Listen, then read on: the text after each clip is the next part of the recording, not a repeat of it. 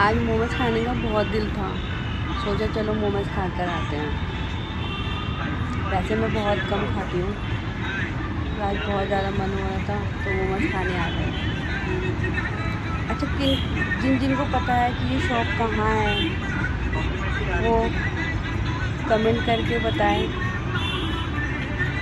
क्योंकि वैसे तो हम नहीं आते हैं खाने मोमोज।